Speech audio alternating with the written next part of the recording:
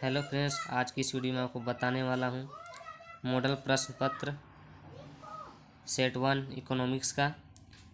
जैसे आप देख सकते हैं यहाँ पर विषय इकोनॉमिक्स दिया है, वर्ग 12 क्लास, मतलब यहाँ क्लास 12th का है। पूर्णांक 40 यानी 40 का क्वेश्चन रहेगा और समय 1 घंटा 30 मिनट यानी 1.5 घंटा रहेगा। तो चलिए इस वीडियो को स्टार्ट करते हैं।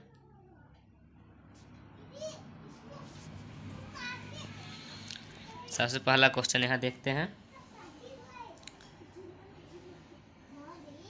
क्वेश्चन है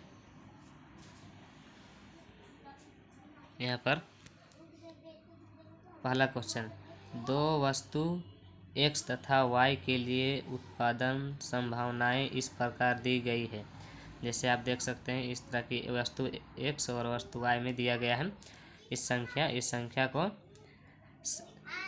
संभावनाएं इस प्रकार दी गई है। ठीक है, तो यहाँ पर बोल रहा है तो उत्पादन संभावना वक्र का आकार कैसा होता है, मतलब इसका आकार कैसा होता है। तो चलिए यहाँ पर देखते हैं। यहाँ पर 4 ऑप्शन दिया गया है। 4 ऑप्शन दिया गया है। पहला है क्वेश्चन नंबर 1 ऑप्शन, ऋणात्मक ढाल तथा मूल बिंदु की ओर। क्वेश्चन नंबर बी में देखते हैं। ऑप्शन नंबर बी है ऋणात्मक ढाल तथा मूल बिंदु की ओर। और ऑप्शन नंबर 3 ऋणात्मक ढाल तथा एक सरल रेखा। अब ऑप्शन नंबर डी में देखते हैं धनात्मक ढाल तथा एक सरल रेखा। तो इसका सही आंसर हो जाएगा सी नंबर, ऋणात्मक ढाल तथा सरल रेखा। अब हम लोग देखते हैं दूसरा नंबर क्वेश्चन में। दूसरा नंबर क्वेश्चन में बोलता है निम्नलिखित में से कौन अर्थशास्त्र की एक केंद्रीय समस्या है। मतलब यह बोल रहा है अर्थशास्त्र की केंद्रीय समस्या है। ऑप्शन नंबर ए है क्या बचत हो, ऑप्शन नंबर बी में है क्या उपभोग हो, सी में है क्या निर्देश हो और डी में है किसके लिए उत्पादन हो। तो इसमें इसका सही आंसर है किसके लिए उत्पादन हो। यहाँ कहा जा रहा है कि अर्थशास्त्र की केंद्रीय समस्या क्या है, जो सही आंसर जाएगा किसके लिए उत्पादन हो। अब हम लोग देखते हैं क्वेश्चन नंबर 3। क्वेश्चन नंबर 3 में क्या बोलता है, अर्थशास्त्र में शब्द व्यष्टि और समष्टि का प्रयोग सर्वप्रथम किस अर्थशास्त्री ने किया है। मतलब समष्टि और व्यष्टि जो अर्थशास्त्र है उसको किस सर्वप्रथम अर्थशास्त्री ने किया है, प्रयोग किया है। इसका ऑप्शन नंबर ए में है एडम स्मिथ, और ऑप्शन नंबर बी में है रैगनर प्रिस, सी में है माल्थस और डी में है अल्फ्रेड माल्थस। इसका सही आंसर हो जाएगा बी नंबर। इसका सही आंसर है बी नंबर, रैगनर प्रिस। ठीक है, अब हम लोग देखते हैं क्वेश्चन नंबर 4। क्वेश्चन नंबर 4 में क्या बोलता है, एक किसान खेतों के जुताई के लिए ट्रैक्टर और हल बैल के बीच किसी एक तकनीक का चयन करता है।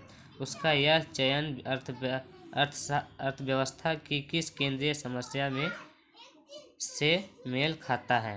मतलब वो एक किसान है तो जुताई के लिए कौन सा तकनीक का चयन करता है, यानी ट्रैक्टर हल बैल का प्रयोग किसमें होता है। तो उसको बोला जा रहा है। तो ऑप्शन नंबर ए में हम लोग देखते हैं क्या उत्पादन करें, बी में है कैसे उत्पादन करें, सी में है किसके लिए उत्पादन करें और डी में है कितनी मात्रा में उत्पादन करें। इसका सही आंसर जो है कैसे उत्पादन करें। ऑप्शन नंबर बी सही हो जाएगी, कैसे उत्पादन करें। अब हम लोग देखते हैं क्वेश्चन नंबर 5। किसी अर्थशास्त्री के अनुसार उपयोगिता को मुद्रा में मापा जा सकता है। मतलब किस अर्थशास्त्री ने मुद्रा को मापने का जो मापा है, तो किस अर्थशास्त्री के द्वारा मापा गया है उसको यहाँ पर बताया गया है। तो ऑप्शन नंबर ए में है लियोनल रॉबिन्स, बी में है अल्फ्रेड मार्शल, सी में है एडम स्मिथ और डी में है वालरस। इसका सही आंसर हो जाएगा बी नंबर, अल्फ्रेड मार्शल। ठीक है। अब हम लोग देखते हैं क्वेश्चन नंबर 6। 6 में क्या बोलता है, एक व्यक्ति 4 गोलगप्पे का उपयोग करता है। एक व्यक्ति 4 गोलगप्पे का उपयोग करता है। उसे प्रत्येक व्यक्तिगत इकाई से क्रमशः 15 यूटिलिस, 12 यूटिलिस, 10 यूटिलिस तथा 8 यूटिलिस उपयोगिता मिलती है, तो उसे 4 गोलगप्पे के उपभोग से कुल उपयोगिता कितनी प्राप्त होता है। मतलब यहाँ कहा गया है 4, 15, 12, 10, 8, 4, मतलब इसको आपको टोटल जितना भी यूटिलिस इसमें दिया गया है उसको आपको सबको सारा को जोड़ देना है। जोड़ने के बाद आपको आंसर में उसके बाद आंसर ढूंढना है। ऑप्शन में देखते हैं, ऑप्शन नंबर ए में है 15 यूटिलिस, बी नंबर में है 30 यूटिलिस, सी में है 45 यूटिलिस और डी में है 37 यूटिलिस। तो इसका सही आंसर आ जाएगा सी नंबर 45 यूटिलिस। ठीक है। अब हम लोग ऑप्शन नंबर देखते हैं 7। ठीक है। 7 में क्या बोलता है, दो वस्तुओं रसगुल्ला और गुलाब जामुन के लिए बजट रेखा AB को निम्न रेखा चित्र से दर्शाया गया है। इन दो वस्तुओं की कीमत क्रमशः PR एवं PG है। बजट रेखा की ढाल क्या होगी। मतलब यहाँ कहा जा रहा है, इसमें जैसे चित्र दे दिया है उसमें से आपको निकालना है इसका फॉर्मूला। इसका फॉर्मूला सीधे आंसर बता रहा हूँ आपको, समझाने में बहुत वीडियो लंबी हो जाती है। तो इसका सही आंसर हो जाएगा, देखते हैं पहले ऑप्शन में। ए नंबर ऑप्शन में है PAR,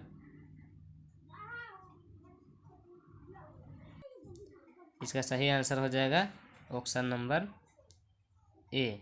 ठीक है। आप हम लोग क्वेश्चन नंबर देखते हैं 18। 8। निम्नलिखित में से कौन किसी वस्तु की मांग को प्रभावित करने वाला एक कारक नहीं है। मतलब यहाँ कहा जा रहा है एक वस्तु को मांग को प्रभावित करने वाला कारक नहीं है, यानी 3 में से 3 कारक होगा और एक कारक नहीं होगा, तो नहीं होगा उसी को ढूंढना है। तो पहला ऑप्शन हम लोग देखते हैं, ऑप्शन नंबर ए में है वस्तु की कीमत, बी में है संबंधित वस्तु की कीमत, सी में उपभोक्ता की आय और डी में है साधनों की कीमत। इसका सही आंसर हो जाएगा साधनों की कीमत। ठीक है। अब हम लोग देखते हैं क्वेश्चन नंबर 9। यदि वस्तु X की कीमत कम होने से वस्तु Y की मांग कम हो जाती है, तो इन दो वस्तुओं को क्या कहा जाता है। मतलब वस्तु दिया है X और Y, इस वस्तु को दोनों में कम हो जाएगा तो इस वस्तु को क्या कहेंगे। तो ए नंबर में है प्रतियोगी वस्तु, बी में है पूरक वस्तु, सी में है संबंधित वस्तु, डी में है घटिया वस्तु। इसका सही आंसर हो जाएगा ए नंबर प्रतियोगी वस्तु। ठीक है। अब हम लोग को क्वेश्चन नंबर देखते हैं 10। क्वेश्चन नंबर 10 में क्या बोलता है, यदि किसी वस्तु की कीमत में 5% की कमी होने से उसकी मांग मात्रा में 8% की वृद्धि होती है, तो मांग की लोच का मान क्या होगा। इसमें कहता है कि यदि किसी वस्तु की कीमत में 5% की कमी होगी, यानी 5% की डिस्काउंट होगी, तो उसमें 8% की वृद्धि होगी, उसमें वृद्धि होगी। इसको क्या करना है, आपको 5 और 8 को भाग दे देना है। मतलब 5 और 8 को आपको इस तरह से भाग दे देना है। ठीक है। भाग देने के बाद जितना यहाँ पर आंसर आएगा यहाँ पर आंसर होगा। तो हम लोग देखते हैं, इसका सही आंसर आपको बता देता हूँ। ऑप्शन नंबर में ए में है 1.6 और बी में है 14, सी में है 0.67, डी में है 13। तो इसका सही आंसर आ जाएगा 1.6। ए नंबर सही होगा इसका। ठीक है। अब इसको भाग दे लीजिएगा, उसके बाद देखिए कौन सा आंसर सही है। ठीक है। तो अब हम लोग देखते हैं क्वेश्चन नंबर 11 में क्या कहता है, निम्न में से किस वस्तु की मांग लोचदार होगी। यानी यहाँ जिसमें वस्तु को चार वस्तु दिया है, उस वस्तु की लोचदार किस वस्तु होगी। ठीक है, तो पहला ऑप्शन देखते हैं, जीवन रक्षक दवाएं, और बी में है नमक, सी में है माचिस, डी में है रेफ्रिजरेटर। तो इसका सही आंसर हो जाएगा रेफ्रिजरेटर। ठीक है, इसका सही आंसर हो जाएगा डी नंबर, रेफ्रिजरेटर। ठीक है, अब हम लोग देखते हैं क्वेश्चन नंबर 12। निम्न रेखा चित्र में मांग रेखा ए बी के बिंदु जी पर मांग की लोच क्या होगी। यानी रेखा चित्र में दिया है मांग रेखा ए बी रेखा दिया है और बिंदु जी दिया है, तो मांग की लोच क्या होगी।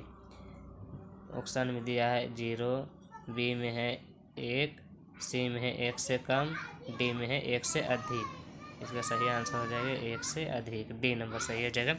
अब हम लोग देखते हैं क्वेश्चन नंबर 13। किस प्रकार की वस्तु की कीमत बढ़ने पर उपभोक्ता उस वस्तु की अधिक मात्रा खरीदना चाहता है। मतलब कैसा वस्तु रहेगा जो कोई भी व्यक्ति उसे अधिक मात्रा में, मतलब ज़्यादा मात्रा में खरीद सकता है। तो देखते हैं क्वेश्चन। ऑप्शन नंबर ए, जीवन रक्षक दवाएं, बी में है विलासिता वस्तु, सी में है आवश्यक वस्तु, डी में है गिफिन वस्तु। इसका सही आंसर हो जाएगा डी नंबर, गिफिन वस्तु। ठीक है, अब हम लोग देखते हैं क्वेश्चन नंबर 14।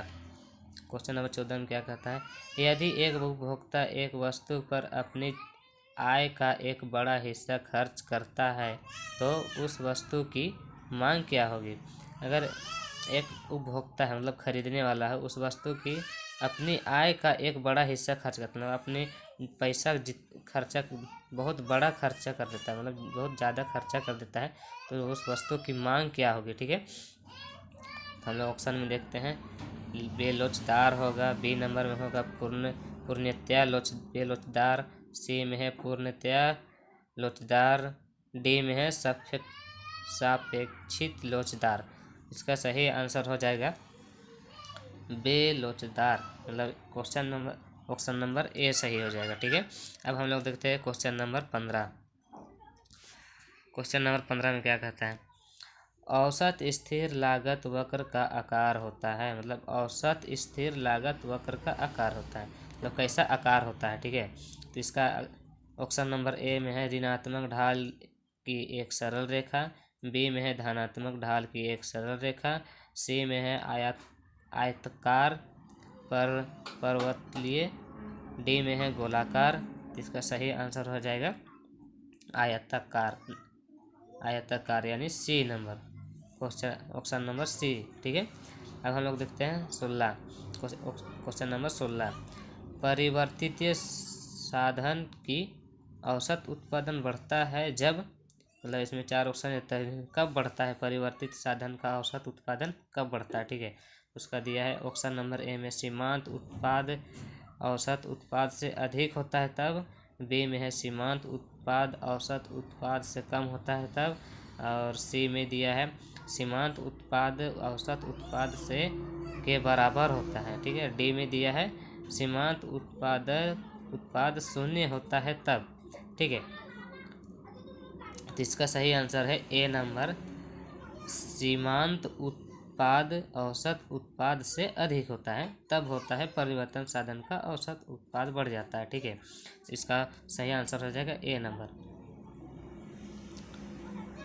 अब हम लोग देखते हैं क्वेश्चन नंबर 17। ठीक है, कुल उत्पादन अधिक होता है जब सीमांत उत्पादन का मान क्या होता है। ठीक है, कुल उत्पादन अधिक होता है जब सीमांत उत्पादन का मान कैसा होता है। ए में दिया है 0, बी में है ऋणात्मक, सी में दिया है धनात्मक, और डी में दिया है अधिकतम। तो इसका सही आंसर हो जाएगा 0, ए नंबर। ठीक है, अब हम लोग देखते हैं क्वेश्चन नंबर 18।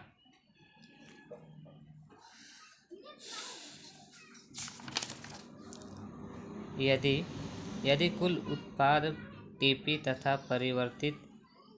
परिवर्ती साधन की मात्रा Q है तो औसत उत्पाद का सूत्र क्या होगा।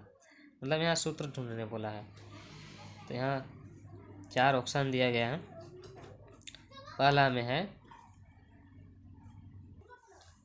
ए में दिया है टीपी बटा क्यू, ठीक है। बी में दिया है डेल्टा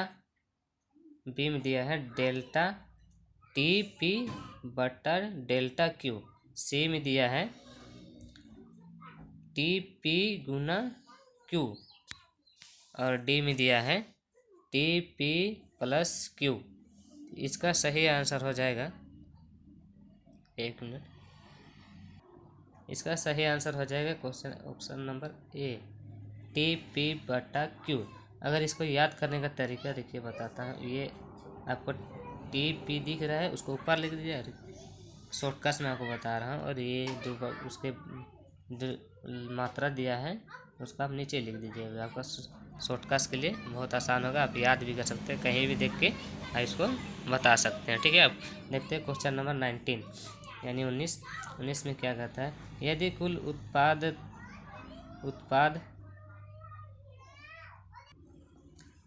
19 में देखते हैं, यदि कुल उत्पाद टीपी तथा परिवर्ती साधन की मात्रा क्यू है तो सीमांत उत्पाद का सूत्र क्या होगा। यानी इसमें दिया था, देखिए यहाँ पर बता रहा हूँ, यहाँ दिया था औसत, यहाँ दिया है सीमांत, ठीक है।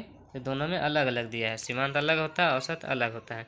इसमें भी आपको बताना है कौन सा सही होगा, ठीक है।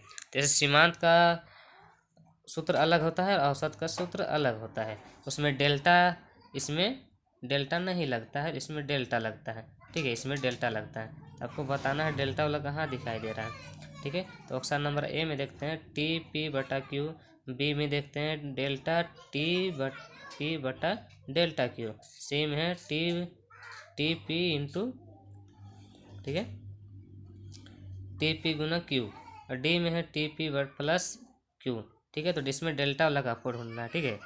तो डेल्टा वाला कहाँ है, ऑप्शन नंबर बी में, ठीक है। तो इसमें उसमें डेल्टा होता है, इसमें नहीं होता है डेल्टा, इसमें डेल्टा होता है, सीमांत में डेल्टा होता है। तो आपको इस बात को ध्यान रखना है।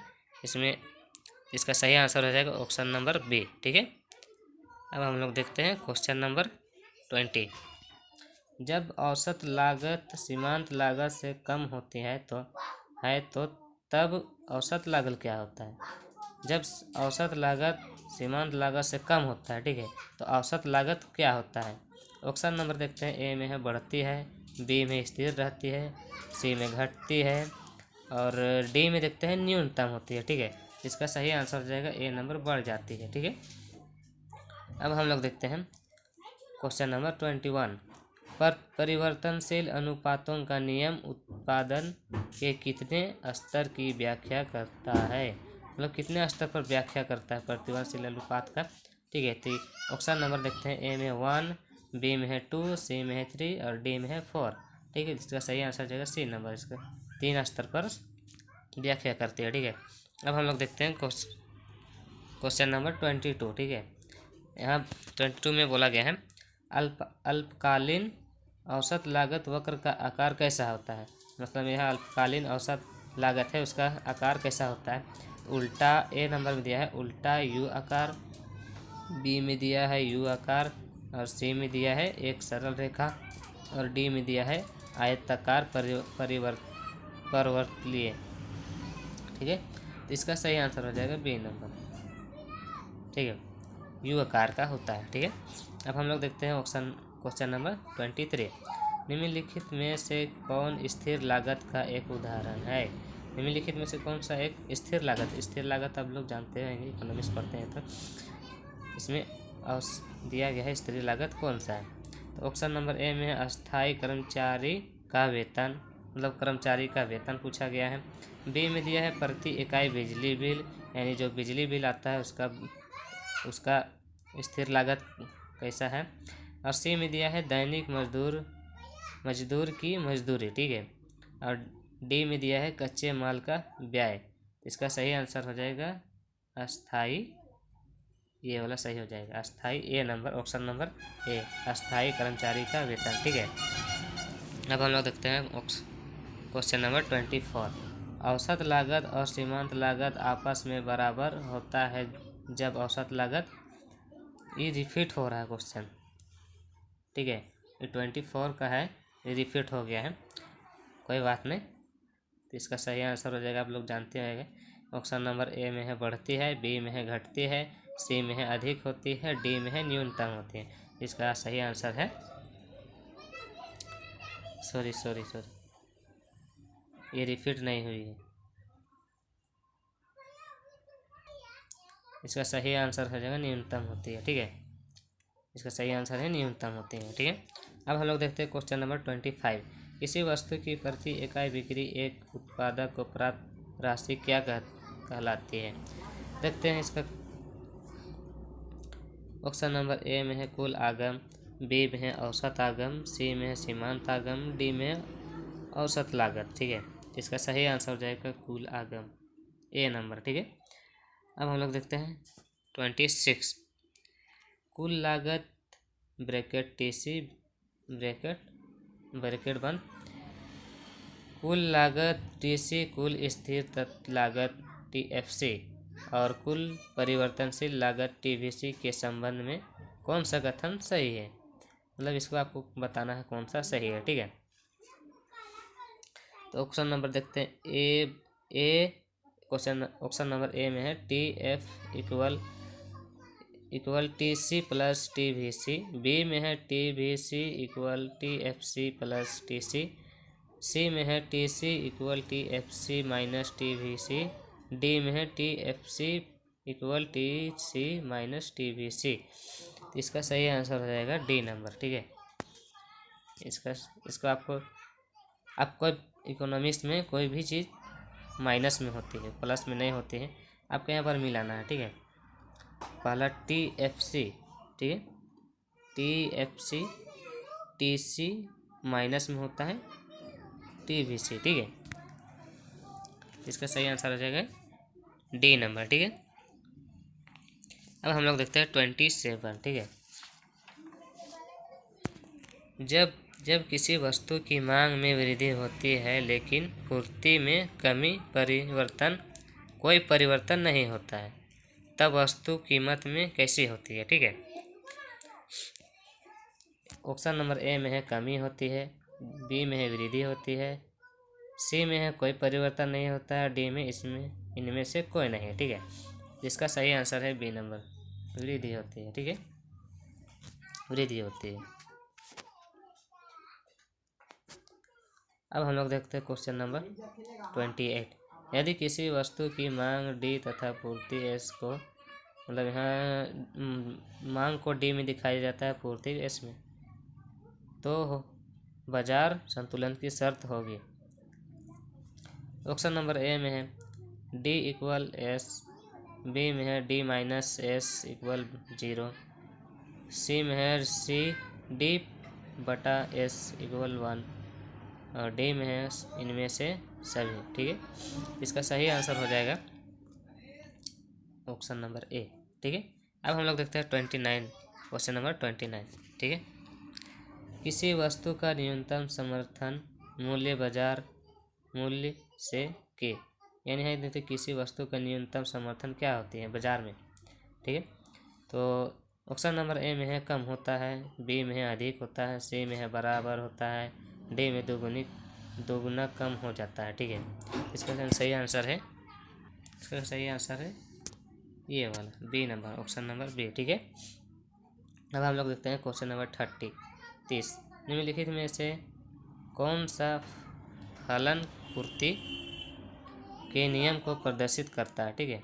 यानी है पूर्ति का जो पूर्ति है उसका फॉर्मूला बताना है, ठीक है। तो ऑप्शन में है ए में है S equal F P, B में है S equal F Q, D C में है D equal F P, D में है एस इक्वल एफ 1/p। इसका सही आंसर हो जाएगा ए नंबर, ठीक है। अब हम लोग देखते हैं 31, क्वेश्चन नंबर 31। मुक्त प्रवेश और निकास की स्थिति में एक पूर्ण प्रतियोगिता बाजार में संतुलन कीमत के बराबर होता है, ठीक है। तो किसके बराबर होता है। तो ऑप्शन नंबर में दिया है ए में न्यूनतम कुल लागत, बी में है न्यूनतम औसत लागत, सी में है न्यूनतम सीमांत लागत और डी में है अधिकतम लागत। अब हम लोग देखते हैं क्वेश्चन नंबर 20 और 32। ठीक है, 32। एक उत्पादक का उद्देश्य क्या होता है, मतलब जो उत्पादन करने वाला है तो उसका उद्देश्य क्या होता है। ठीक है, उत्पादक। ठीक है, तो A question number option number A में है लाभ अधिकतम करना, लागत अधिकतम करना, और सी में है आगम अधिकतम करना, और डी में है लाभ न्यूनतम करना। इसका सही आंसर हो जाएगा ऑप्शन नंबर ए, लाभ अधिकतम करना।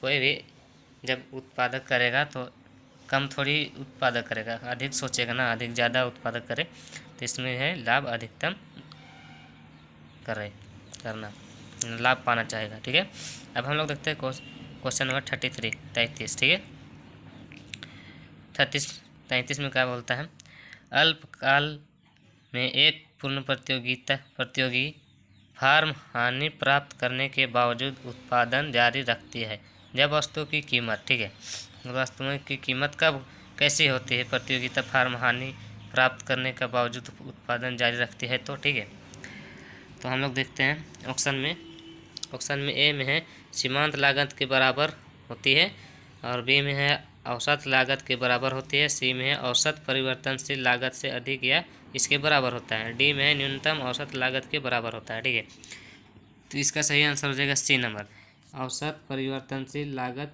से अधिक या इसके बराबर होता है। ठीक है, इसका सही आंसर हो जाएगा सी। अब हम लोग देखते हैं क्वेश्चन नंबर 34। ठीक है, निम्नलिखित में से कौन पूर्ण प्रतियोगिता की एक विशेषता नहीं है, मतलब इसका विशेषता पूर्ण प्रतियोगिता की विशेषता नहीं है। ठीक है, तो ए नंबर में है विक्रेताओं और विक्रेताओं की अधिक संख्या, बी में है मुक्त प्रवेश और निकास की सुविधा, सी में है सरकार का कोई हस्तक्षेप नहीं, डी में है वस्तु की मांग बेलोचदार होता है। ठीक है, इसका सही आंसर हो जाएगा डी नंबर, वस्तु की मांग बेलोचदार है। ठीक है, अब हम लोग देखते हैं क्वेश्चन नंबर 35। किसी प्रकार की बाजार रचना में किसी वस्तु का एक और केवल एक उत्पादक होता है। ठीक है, तो ऑप्शन में देखते हैं, ऑप्शन नंबर ए में है एक अधिकार, बी में है अपूर्ण प्रतियोगिता, सी में है पूर्ण प्रतियोगिता, डी में है द्वैधिकार मतलब दूसरा अधिकार। ठीक है, जिसका सही आंसर हो जाएगा एकाधिकार, ए नंबर, ऑप्शन नंबर ए, ये सही हो जाएगा। ठीक है, अब हम लोग देखते हैं 36, क्वेश्चन नंबर 36। निम्नलिखित में से कौन सा कथन पूर्ण प्रतियोगिता और एकाधिकार के में स्पष्ट अंतर को व्याख्या करता है। ठीक है, इसका व्याख्या करता है। ठीक है, पूर्ण प्रतियोगिता बाजार में। ठीक है, इसको हम लोग देखते हैं ऑप्शन में, ऑप्शन नंबर ए एकाधिकार में पूर्ण प्रतियोगिता की तुलना में फार्मों की संख्या अधिक होती है, बी में एकाधिकार में पूर्ण प्रतियोगी फार्म की तुलना में अधिक कीमत तय करता है और कम मात्रा की बिक्री करता है, एकाधिकार सी में है एकाधिकार में फार्म के प्रवेश और निवास की स्वतंत्रता होती है जबकि पूर्ण प्रतियोगिता में नहीं होती है। ठीक है, और ऑप्शन नंबर डी में है एकाधिकार में वस्तु समरूप होती है जब पूर्ण प्रतियोगिता में निकट प्रतिस्थापक वस्तु उपलब्ध नहीं है। तो सही आंसर हो जाएगा बी नंबर, तो सही आंसर हो जाएगा बी नंबर, एकाधिकारी पूर्ण प्रतियोगिता फार्म की तुलना में अधिक कीमत तय करता है। ठीक है, अधिक कीमत तय करता है, मतलब किसी वस्तु का आपको बेचना है तो उसका उस वस्तु का आप कीमत कैसा रखें, अधिक कीमत रखेंगे और कम मात्रा में बिक्री करेंगे, मतलब कम बिक्री हो लेकिन हानि ना हो। ठीक है, अब हम लोग देखते हैं क्वेश्चन नंबर 37 में क्या बोलता है, एकाधिकार के अंतर्गत कीमत और सीमांत लागत के बीच क्या संबंध होता है। ठीक है, इसका संबंध को आप लोग बतलाता है। ऑप्शन नंबर ए में है P minus MC greater than 0, B में है P ग्रेटर दैन MC, ठीक है, और सी में है P बटा MC ग्रेटर दैन 1, और डी में इनमें से सभी। इसका सही आंसर हो जाएगा बी नंबर। ठीक है, अब हम लोग देखते हैं क्वेश्चन नंबर 38। निम्नलिखित में से किस बाजार संरचना में कीमत और सीमांत लागत में समानता पाई जाती है, मतलब इसमें कीमत और सीमांत लागत में समानता पाई जाती है, मतलब बराबर पाई जाती है। ठीक है, तो कौन सा बाजार में? ठीक है, तो उसको देखते हैं। ऑप्शन नंबर ए में है एकाधिकारी बाजार, बी में है अपूर्ण प्रतियोगिता बाजार, सी में है पूर्ण प्रतियोगिता बाजार और डी में है द्विधिकार बाजार। ठीक है, इसका सही आंसर है पूर्ण प्रतियोगिता बाजार, सी नंबर, ऑप्शन नंबर ठीक सी। ठीक है, अब हम लोग देखते हैं क्वेश्चन नंबर 39 में क्या बोलता है, एक विक्रेता को 5 रुपया प्रति इकाई पर किसी वस्तु की 60 इकाई की बिक्री से प्राप्त कुल आगम की राशि क्या होगी? मतलब 5% 5% मतलब 5 प्रति इकाई। ठीक है, और 60 इकाई की बिक्री होगी। ठीक है, तो इसका सही आंसर हो जाएगा ए नंबर में।